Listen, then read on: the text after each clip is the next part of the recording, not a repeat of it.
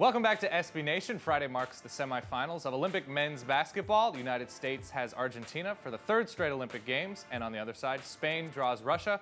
Both are rematches from pool play. SB Nation's very own basketball guru, Ben Golliver, has more on players to know and what to expect.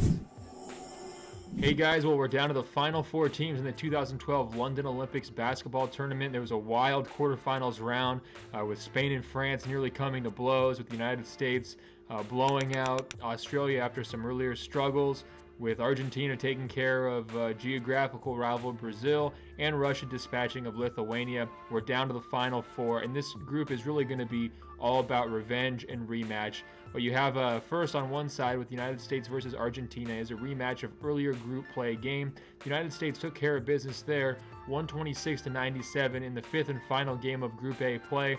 That secured and sort of solidified the #1 seed for the United States coming out of the group.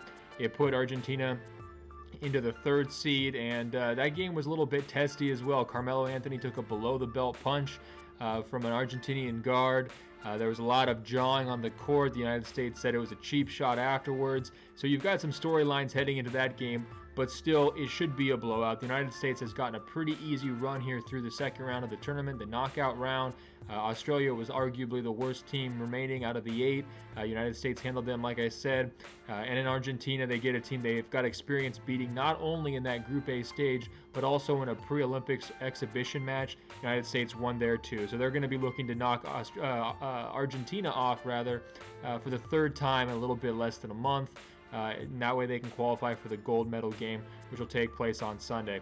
On the other side of the bracket, it's another rematch, Russia versus Spain, and these are probably the second and third best teams overall throughout the course of the Olympics. They faced in Group B play. Russia did prevail 77-74, but that was a wild game. If you remember, Spain got way up early, something like a 20-2 early lead.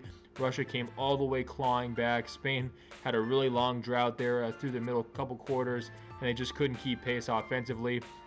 Russia's attack, on the offensive end has really fallen off a little bit, thanks in part to some struggles from guard Alexei Sved, but at the same time, they've still got Andre Kirilenko, they've still got some other weapons. Timothy Mozgov has stepped up here in the Olympics, so they've got a lot of team players, and they've also got a solid system. They should be able to push just about anyone in the tournament.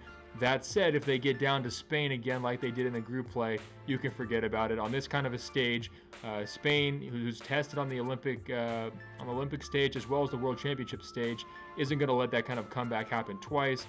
And Spain actually looked very good in their quarterfinal win over France. They really played some lockdown defense. They didn't let France score. They got some huge stops late in that game, and then made the free throws when it happened. So they got a little bit of criticism for all their flopping and maybe simulating of fouls and not playing like quote-unquote men. But still, the Spanish are going to be right back into it. If you're looking for favorites, I'd actually say expect Spain and the United States to advance, which would set up another rematch. The key word of the day, a rematch, of course, of the 2008 gold medal game in Beijing. If Spain doesn't advance, however, it would be United States versus Russia, which would set up an even more interesting rematch of the 1972 gold medal game between the United States and the USSR. You'll remember the USA got robbed at the end of that one. They restarted the game a couple times in the final seconds. Russia pulled out a miracle win, and it still bugs guys like Doug Collins, who are on that team to this day. So either way it goes, whoever the United States ends up facing, it's going to be a very interesting matchup. But of course, they got to take care of business against Argentina first in the semifinals, which will take place on Friday. So be sure to check out sbnation.com/NBA and also subscribe on YouTube, SB Nation.